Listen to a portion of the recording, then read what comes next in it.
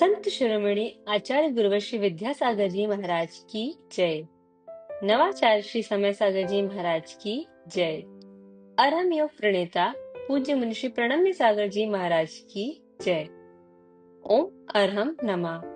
स्वाध्याय प्रेमी बंधुओं, प्रातः स्मरणीय जगत पूज्य आचार्य भगवान श्री 108 विद्यासागर जी महाराज के सरस्वती पुत्र अभीष्ट ज्ञानोपयोगी प्राकृत विज्ञ अरहम योग प्रणेता मुनिश्री प्रणम्य सागर जी द्वारा रचित नई खड़ाला का अनूठा स्वाध्याय गुरु आशीर्वाद से सतत जारी है।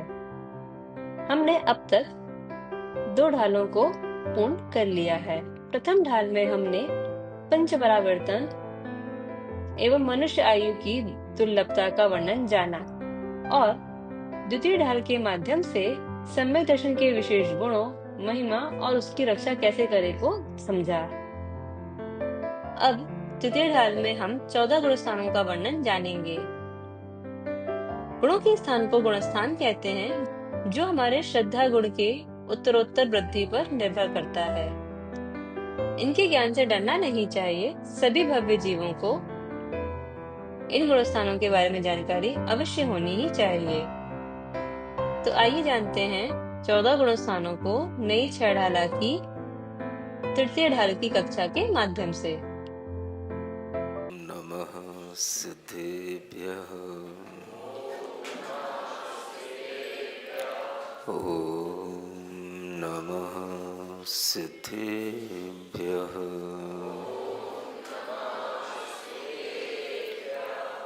ओम नमः सिद्धेभ्यः।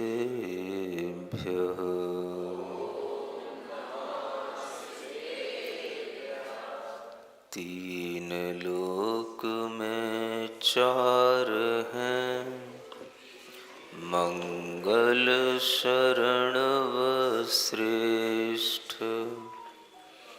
अरहत सिद्ध व साधुगण, धर्म जैन जग ज्येष्ठ, तीर्थंकर जिन देव की, जिन वाणी को ध्याए, सार्वधर्म संक्षेप से, कहूँ चित्त हुलसाए। देवादिदेव आदिम तीर्थंकर श्री ऋषभनाथ भगवान की, देवादिदेव श्री पार्श्वनाथ भगवान की, परम पूज्य आचार्य गुरुवर श्री विद्यासागर जी महाराज की।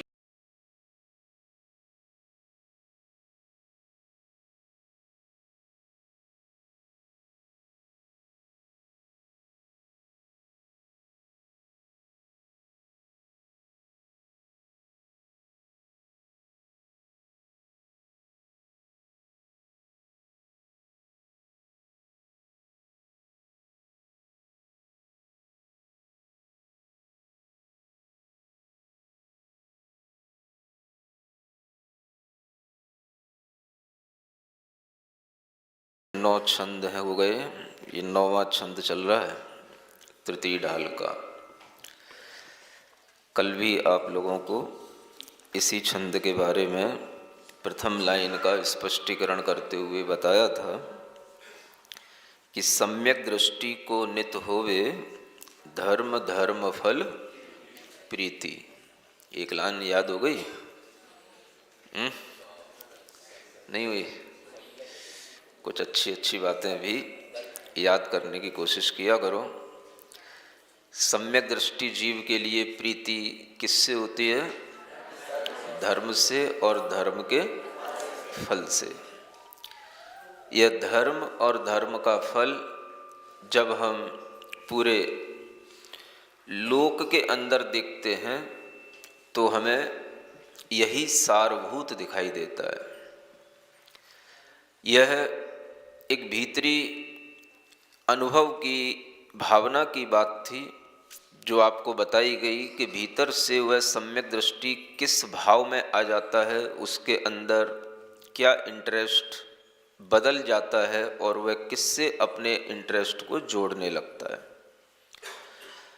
यह एक भीतरी भाव है और इस भीतरी भाव के साथ उसके अंदर जो ये भाव उत्पन्न होता है, इसको एक नाम दिया जाता है, इसे कहते हैं संवेग भाव। क्या बोलते हैं? धर्म और धर्म के फल में प्रीति होना ही संवेग कहलाता है। थोड़ा नया सा नाम लगता होगा आप लोगों को, क्योंकि आप लोग हमेशा आवेग में रहते हो, उद्वेग में रहते हो, तो एंजाइटी, एक्साइटमेंट ये तो सब जानते हो, लेकिन ये संवेग कहाँ सुना आपने? तो नया नया अगर कुछ सुनने को मिले तो समझना कि हमारी बुद्धि में कुछ सुधार आ रहा है और हम कुछ नया नया सुन करके ही कुछ नया भाव अपने अंदर कर पाएंगे। तो सम्यक दृष्टि जीव के अंदर एक भाव उत्पन्न होता है जिसे कहा जाता है संवेग। ये संवेग क्या करता है? पूरे दुनिया के अंदर जो कुछ भी उसे पाप पुण्य का फल दिखाई देता है, उसको देख करके वह बड़ा अपने मन में समझ लेता है कि यहाँ पर कोई भी प्राणी देखो, किसी भी जीव को देखो, वो अपने पाप का या पुण्य का ही फल भोगता है। चाहे वो किसी भी तरह का दुख भोगे, दरिद्रता के साथ हो, दुखों के साथ हो, वो अपने पाप का फल भोगता है। जो हर तरह के थोड़े थोड़े सुखों को प्राप्त होते हैं, वो पुण्य का फल भोगते हैं। और इस तरह से यह पाप और पुण्य का व्यवसाय निरंतर इस जीव आत्मा के अंदर चलता रहता है ना। एक व्यवसाय है, व्यवसाय तो समझते ही ना आप, बिजनेस है ये भी। जैसे बिजनेस जिंदगी में कभी भी एंड नहीं होता, वैसे ये पाप पुण्य का खेल कभी भी एंड नहीं होता। पाप से पुण्य भी होता है और पुण्य से भी पाप होता है, फिर कभी पुण्य से पुण्य भी होता है और फिर पुण्य से पाप भी होता है। ये सब बिजनेस चलता रहता है। कभी घाटे का सौदा, कभी मुनाफे का सौदा, ये चलता रहता है। पुण्य के उदय में भी लोग पुण्य के फल से पुण्य भी कर सकते हैं और पुण्य के फल में लोग पाप भी करते हैं। पाप के फल में भी लोगों की बुद्धि सुधर सकती है तो पुण्य कर जाते हैं, और पाप के फल में न सुधरे तो और पाप में लीन हो जाते हैं। आप देखते हो हर जगह, कहीं भी कोई भी दृश्य आपको दिखाई दे दुनिया का, आप देखना कि ये पाप और पुण्य का ही सारा खेल चल रहा है। इस पाप पुण्य के खेल में वह सम्यक दृष्टि जीव देखता है कि ये सब सुख और दुख अपने अपने पाप और पुण्य कर्म के फल से जीवों को प्राप्त होते हैं। इसलिए वह धर्म और धर्म के फल में जब अनुराग करने लग जाता है, प्रीति करने लग जाता है, तो उसके अंदर का जो भाव है वो उसके आवेग को कम कर देता है। आवेग भीतर का कम हो जाता है और इस कम आवेग का नाम ही संवेग कहलाता है। यानी मन की एक गति जो बाहर दौड़ती है, वेग जो बाहर हमें फेंकता है, उस वेग में कमी आ जाती है तो वही संवेग हो जाता है। शांति उसके अंदर सब कुछ देख करके आने लग जाती है। किस किस चीज के लिए रोएं, किस किस चीज के लिए परेशान हो, दुनिया में हर किसी के लिए कोई ना कोई अभाव खटकता ही रहता है। हर किसी के लिए कोई ना कोई कमी बनी ही रहती है। कितना ही अच्छा कुछ भी बने, लेकिन फिर भी इस पंचम काल में किसी को भी पूर्णतया उससे संतुष्टि और सुख की प्राप्ति नहीं होती। ये सब विचार वह अपने अंदर कर पाता है तो वह धर्म और धर्म के फल का चिंतन करने से कर पाता है। इसलिए उसके अंदर एक संवेग भाव आ जाता है। वेग उसका, अब उसके अंदर एक एक्साइटमेंट ज़्यादा जो पैदा होता था वो नहीं करेगा। वो अब शांत भाव से हर चीज़ को देखेगा, समझेगा और हर चीज़ को करने से पहले अपने अंदर यथार्थ क्या है इस बात का विचार करेगा। ये भाव कहलाता है संवेग भाव। किसमें होता है? सम्यक दृष्टि जीव में। सुन रहे हो? वो प्रश्न तो याद रखना। महाराज हम जिंदगी भर पूजन करते आए हैं, हम हमेशा देव शास्त्र गुरु की ही आराधना करते आए हैं, हमने कभी भी वीतराग भगवान के अलावा और किसी की पूजा नहीं की है, तो क्या हम सम्यक दृष्टि नहीं हुए? हम कौन होते हैं आपसे मना करने वाले? आप हैं तो आप बने रहिए। हम चाहते हैं और अच्छे ढंग से बनिए, भीतर से भी सम्यक दृष्टि बनिए। बाहर से तो आपके ये क्रियाकलाप आपके सम्यक दर्शन को बनाए रख सकते हैं, लेकिन भीतर से जो आपके भाव हैं, जो विचार हैं, अगर ये छंद में आपके विचार पूरे गुम्फित हो गए तो फिर आपको सम्यक दृष्टि बनने से कोई भी रोक नहीं सकता। यहां आपके लिए सम्यक दृष्टि जीव के 8 गुण बताए जा रहे हैं। कितने? हाँ, ये अलग तरह के 8 गुण हैं।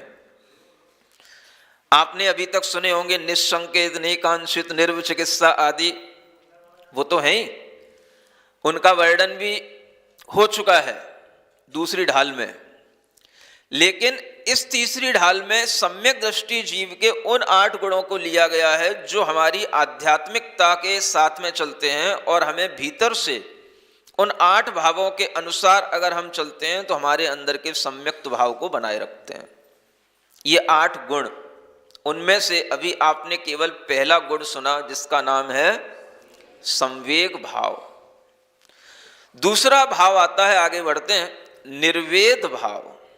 क्या बोलते हैं?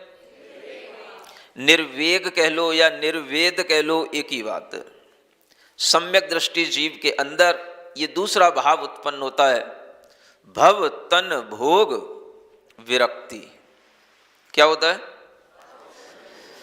भव माने संसार, तन माने शरीर, और भोग माने इंद्रियों के सुख।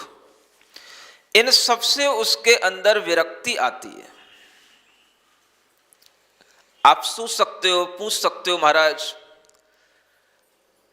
केवल अविरत सम्यक दृष्टि जीव है तो उसके अंदर अभी विरक्ति कहां आ जाएगी? का मतलब तो सब छोड़ छाड़ के बैठ जाना, सब कुछ त्याग करके, सब कुछ इन संसार शरीर भोगों से विरक्त होकर के अपना जीवन जीना, तो वो विरक्ति कहलाए। सम्यक दृष्टि जीव के अंदर यह विरक्ति यथार्थ में जो उत्पन्न होनी चाहिए वो तो नहीं होती, लेकिन उसका विचार बन जाता है कि इस संसार में, इस शरीर में और इन भोगों में कोई वास्तविक सुख नहीं है। ये विचार उसके अंदर आ जाता है। थॉट प्रोसेस, ये भी एक बहुत बड़ी चीज होती है। अगर आपके विचार में कोई चीज चलती रहती है तो वह कभी ना कभी वो आपके लिए उपलब्ध भी हो जाती है। जैसा आप विचार करते हैं वह विचार ही आपके जीवन में क्रियान्वयन होता है, और उसी के अनुसार आपको अच्छे या बुरे फल मिलते हैं। सम्यक दृष्टि जीव के अंदर वह जो अभी हम जिसे कहें, मान लो अविरत सम्यक दृष्टि है, गृहस्थ है, चौथे गुण स्थान में रहने वाला भी होता है, तो भी उसके अंदर संसार, शरीर और भोग, इन तीनों के बीच में वो रहता है। लेकिन रहते हुए भी उसके मन में एक विरक्ति का भाव बना रहता है। एकदम से अभी वो विरक्त नहीं हो पाया।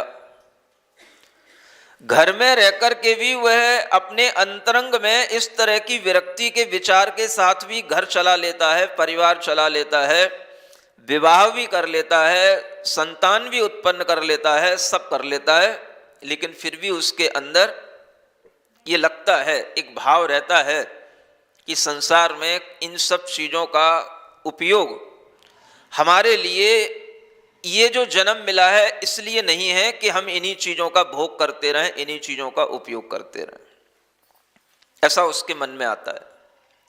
ये मुझे करना होता है, मैं कर रहा हूँ, मैं कुछ कारणों से इन सब चीज़ों से पूर्णतया विरक्त नहीं हो पा रहा हूँ, लेकिन इन चीज़ों में वास्तविक सुख नहीं है। विरक्ति होने का मतलब ही होता है आपके अंदर एक पहले ये थिंकिंग आ जाए कि इन चीजों में वास्तविक सुख नहीं है। संसार का सुख, कितनी दौड़ लगाओगे संसार में, कहां कहां जाओगे, कौन कौन सी चीजें संसार की प्राप्त करोगे, कौन कौन से संसार की चीजों को देखोगे, किन किन चीजों के मालिक बनोगे, किन किन चीजों को अपने स्वामित्व में लाओगे, ये सब चीजें आपके अंदर कहां कहां तक आपको दौड़ा सकती हैं, ये सब विचार अच्छे ढंग से वो करके देख लेता है तो उसे लगता है यहां कोई भी इस संसार का स्वामी हुआ नहीं है। इस वसुधा का कोई भी, अगर इस वसुधा को, वसुधा माने इस पृथ्वी को अगर एक स्त्री की उपमा दी जाए तो इसका कोई भी एक पति हुआ नहीं है। इस पृथ्वी का कोई भी एक स्वामी कभी भी हुआ नहीं है। और यही विचार करके वह जीव अपने आप को उस स्वामित्व भाव से हटा लेता है। भले ही वह संसार में रहता है लेकिन वह संसार की दौड़ उसके अंदर समाप्त हो जाती है। जितना उसके लिए आवश्यक होता है वो उतना कर लेता है। और बताओ भी, अगर दौड़ने में दौड़ा भी जाए तो कितना संसार नाप लोगे, कितनी दौड़ दौड़ लोगे, बताओ कितना दौड़ लोगे। अगर तुम्हें कहीं सोने की खदान में पहुंचा दिया जाए, सोना सोना बहुत चाहिए होता है ना तुम लोगों को, नहीं समझे, और उस सोने की खदान में पहुंचा दिया जाए और कहा दिया जाए निकाल लो यहां पर से कितना सोना तुम्हें चाहिए, ये पूरी सब जो है ना भूमि सोने की है पूरी, जितना तुम दौड़ सको दौड़ लो, जितना नाप सको नाप लो, जितना तुम्हें सोना चाहिए वो ले लो। कल्पना करो, जहां सोने का ही मान लो पर्वत हो, सोने की हर जगह पर खदान खुदी हुई हो और उस खदान में आपको पहुंचा दिया जाए ले लो सोना। आप अपने मन में विचार करो कि आप वहां बैठ के क्या करोगे, बताओ, अपनी अपनी थिंकिंग बताओ, क्या करोगे?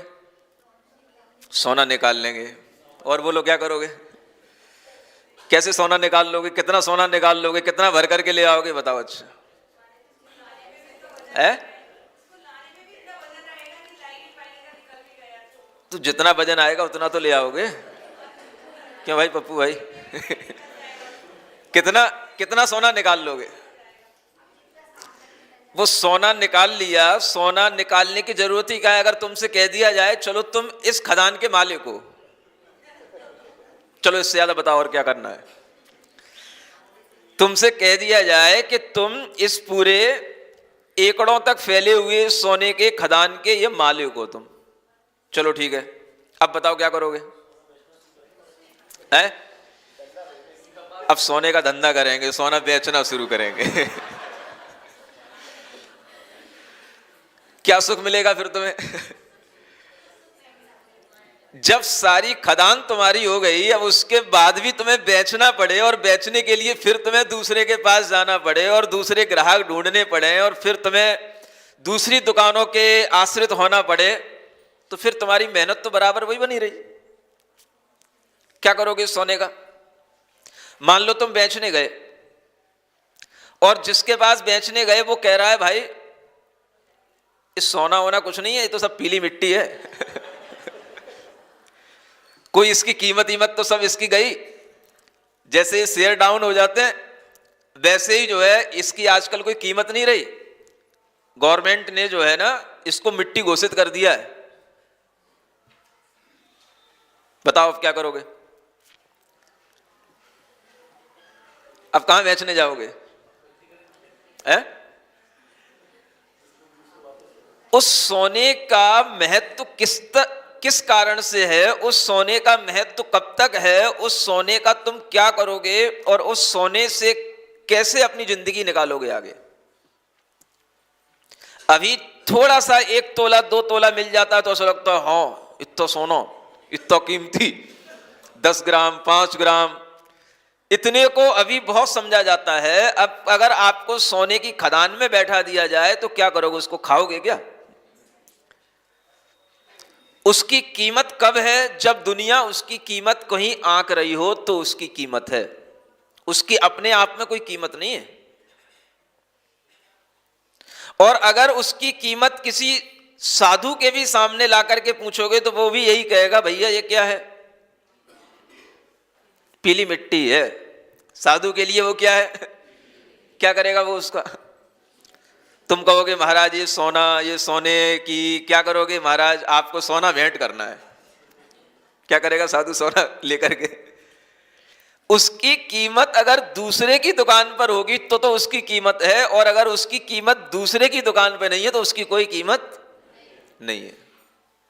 आप वस्तु की वास्तविकता तो समझो। कीमत हर चीज की बनाई जाती है। अगर कीमत दुनिया में बना दी है सोने की तो वो सोना है, तो वो कीमती है। अगर उसकी कोई दुनिया में कीमत नहीं है, और जिस दिन गवर्नमेंट घोषित कर दे, जैसे नोटबंदी करके 200 के नोट मिटा दिए, 100 के नोट मिटा दिए, जैसे उसी तरह से अगर कभी गवर्नमेंट घोषित कर दे भाई आज से सोने का कोई यूज नहीं, सोने की कोई कीमत नहीं, जैसे प्लास्टिक पे बैन लगा दिया जाए, सोने पे बैन लगा दे, कुछ है ही नहीं सोना। सोना माने जैसे मिट्टी की कीमत काली मिट्टी होती है, ऐसी पीली मिट्टी की तरह इसका यूज करो। समझ में आ जाएगा आप लोगों को। जिंदगी भर हमने जिस सोने के पीछे दौड़ लगाई, वो एक क्षण में उसकी कीमत, फिर कोई कान में पहने भी होगा तो कहेगा भैया का मिट्टी पहने, उसको भी निकाल के रख दो। आप सोचो हर चीज की कीमत कहां है? सिर्फ ये दिमाग में जो हमने उसकी थिंकिंग बना रखी है उससे उसकी कीमत है, और कोई कीमत नहीं किसी चीज की। हमारी सोच अगर उसको देखती है उस कीमत के साथ तो उसकी कीमत है, और अगर हमारी सोच में ये आ जाए कि इसमें कुछ नहीं है, जैसे काली मिट्टी होती है वैसे ये पीली मिट्टी है, तो आपके लिए उसमें भी कुछ भी सार दिखाई नहीं देगा। क्या ऐसी सोच उत्पन्न नहीं की जा सकती? ये जरूरी है कि जब कोई गवर्नमेंट कहे कि भाई इसकी कोई कीमत नहीं है तभी हम उसकी कीमत लगाना बंद करें? क्या हम अपनी सोच से उस कीमत को निस्सार समझ नहीं सकते हैं? ये भी एक तो सोच है ना। हमारी बुद्धि तो हमारे ही पास होनी चाहिए, सोचने का तरीका तो हमारा अपना होना चाहिए। हम दूसरों के तरीके से कब तक सोचेंगे? आज अगर आपके सामने 500 का 1000 रुपए का नोट है तो वो एक कागज ही है। उस नोट की हमने कीमत बना रखी है, इसलिए वो नोट है। और जिस दिन कह दिया जाएगा ये सब नकली है, जिस दिन कह दिया जाएगा इन नोट की कोई कीमत नहीं है, वो सिर्फ एक कागज ही हो जाएंगे। और ये सब आपने नोटबंदी में देख लिया है। फिर भी किसी की आंखें खुली नहीं, बंद जरूर हो गई। नहीं समझे? मर जरूर गए कई लोग, आंखें बंद जरूर हो गई, मृत्यु जरूर हो गई, अकाल में चले जरूर गए, सदमा बैठ गया, सुसाइड कर ली, मरे जरूर हजारों लोग, लेकिन आंखें किसी की भीतर से खुली नहीं। ये आंखें खोलने का काम ही जिनवाणी करती है। जिनवाणी को सुनने से ही आपकी आंखें खुलेंगी। जिनवाणी को सुनने से ही आपके अंदर यथार्थ का ज्ञान आएगा कि वास्तव में पुद्गल पौद्गलिक पदार्थ जो भी हमें, जैसे भूमि होती है, भूमि में अनेक तरह की खदानें होती हैं, उन्हीं में अगर कोई सोने की भी खदान है तो वो भी एक पत्थर का ही प्रारूप है, मिट्टी का ही प्रारूप है, वो भी पृथ्वी के अलावा और कुछ नहीं है। शास्त्रीय भाषा में पूछोगे तो वो भी पृथ्वी का एक है। क्या है? उसे धन का एक तो नहीं कहा गया ना। क्या कहा जाएगा? पृथ्वी का एक है। उस पृथ्वी को, उस स्वर्ण को आपने इतना कीमती बनाया, आपने उसके लिए पूरी जिंदगी में दौड़ लगाई और अंततः आपके हाथ में कुछ नहीं आया। ये आप अपने विचार से भी देख सकते हो, और इस विचार से अगर आप देखोगे तो आपको संसार का, शरीर का और भोग का, तीनों का सही स्वरूप समझ में आ जाएगा। कितना आदमी संसार में रहकर के सांसारिक सुखों की प्राप्ति के लिए प्रयत्न करता है, कितना आदमी अपने शरीर को सुंदर बनाने का, हमेशा युवा बनाए रखने का प्रयास करता है, और कितना आदमी इन भोगों की चाहत में अपने अंदर हर तरह की भोग सामग्री को अपने पास इकट्ठा रखने की और उसे भोगने की एक भीतर से लालसा रखता है। लालसा तो रखता है, लेकिन उसे उन सामग्रियों का लाभ कितना हो पाता है, ये अगर हम विचार करें तो हम सोच सकते हैं कि इन भोग सामग्रियों से कभी भी किसी भी जीव को संतुष्टि, तृप्ति कभी भी मिलती नहीं है। कितनी मिलेगी? ज्यादा भोगेगा आज के समय में तो आदमी रोगी हो जाएगा। अगर उसके लिए उस भोग की लालसा ज्यादा बढ़ेगी तो कहीं ना कहीं वो मृत्यु का भागी बन जाएगा, उससे कोई ना कोई ऐसे रोग हो जाएंगे। और बड़े बड़े जो रोग होते हैं, जो दुनिया में कभी नहीं पहले जिनके नाम सुने जाते थे, वो नाम आज अगर सुने जाते हैं तो उसका एकमात्र कारण क्या है? भोग नहीं है। एक नाम आता है एड्स रोग, सबने सुना है? किससे उत्पन्न होता है? यह सब भोग की अधिकता से उत्पन्न होता है। जिस भोग की सामग्री के लिए हमारे लिए चयन करने का कोई भी विवेक नहीं है कि हम कहां पर क्या कर रहे हैं, ऐसे भोग सामग्रियों को भोगने से ये रोग उत्पन्न होते हैं। और जिनके अंदर ये रोग हों, उनके संपर्क में भी अगर आप आ गए तो आपके अंदर रोग उत्पन्न हो जाएंगे। ये रोग भोग के कारण से उत्पन्न हुए, इसलिए आचार्य कहते हैं भोगा रोगा एवापदी। ये भोग कैसे हैं? ये रोग की तरह ही हैं। अधिक भोगोगे तो रोगी बन जाओगे, थोड़ा भोगोगे, अधिक की लालसा रहेगी तो भी रोगी बने रहोगे। इसलिए जो सम्यक दृष्टि जीव हो जाता है, वह अपने मन में हर चीज का यथार्थ विचार करता है। इन भोगों से भी हमें कितना सुख मिलेगा, कब तक मिलेगा, और इन सुखों से हम कितना तृप्त हो पाए रहे हैं और कितना हो पाएंगे, और कितना हमारे अंदर वो तृप्ति आगे तक बनी रहेगी। ये विचार करेगा कौन? बोलो, सम्यक दृष्टि जीव। अब आपको सम्यक दृष्टि बनना है तो ये विचार करना पड़ेगा। जब आप विचार करोगे तो आपके अंदर भोग का भाव होते हुए भी उससे विरक्ति का भाव शुरू हो जाएगा। आप विरक्त नहीं होगे ये बात अलग है, एकदम से आपके अंदर विरक्ति नहीं आएगी बात अलग है, लेकिन आपके अंदर एक सही ज्ञान उत्पन्न हो जाएगा, आपके अंदर एक सही विवेक उत्पन्न हो जाएगा, जिसके माध्यम से आप सोच सकोगे कि वास्तव में इसमें सुख है या ये दुख को बढ़ाने की एक प्रक्रिया चल रही है। इसलिए सम्यक दृष्टि जीव इस भाव में आ जाता है, भव तन भोग विरक्ति। जब उसके अंदर यह भाव आता है तो वह विचार करने लग जाता है। संसार को देखो, शरीर को देखो, भोगों को देखो, किसने उनसे कितना सुख प्राप्त कर लिया ये विचार करो। जब वो नहीं कर पाए तो हम कितना कर पाएंगे ये विचार कर लो। और ये विचार जब आप करने लग जाओगे तो आपके अंदर ये भाव आने लगेगा, इसी का नाम है निर्वेद भाव।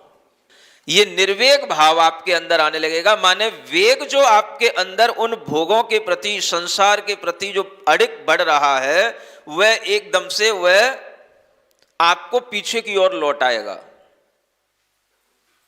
संवेग अलग चीज हो गई और निर्वेग अलग चीज हो गई। संवेग में पूरी दुनिया के अंदर जो चल रहा है उसको देख करके उसके अंदर एक शांति का भाव आ रहा है, और निर्वेग में जो वह दौड़ लगाने जा रहा है उससे वह लौटने का भाव आ रहा है, वह पीछे की ओर लौट रहा है। कहां लौट करके आएगा? तो अपने आप उसके मन के अंदर एक विचार आने लग जाता है। सिरिजिणवाणी जग कल्याणी जग जन मदतम मोहरी जनमण हारी गढ़हर हारी जम जरा भव रोग हरि तिथ्य राणम दिव्य झुणिम जो पड़ई सुणई मय्ये धारई राणम सौख मणंतम धरिय सासद मोक्ष पदम पावै सासद मोक्ष पदम पावै। नई चढ़ाला आज का सवाल प्रतियोगिता में आप सभी का स्वागत है। आज का सवाल है, हर दिशा आशा बनी ये भजन किसने लिखा है? मुंशी प्रमाण सागर जी ने, मुंशी प्रणम्य सागर जी ने, मुंशी निर्वेद सागर जी ने या मुंशी वीर सागर जी ने? कल के सवाल का सही उत्तर है निर्वेद। आप अपना जवाब हमें कल शाम 5 बजे तक भेजें। 3 भाग्यशाली विजेताओं को मिलेंगे आकर्षक उपहार। अपना जवाब भेजने के लिए लिंक पर जाएं या QR कोड स्कैन करें। ओम अरहम नमः।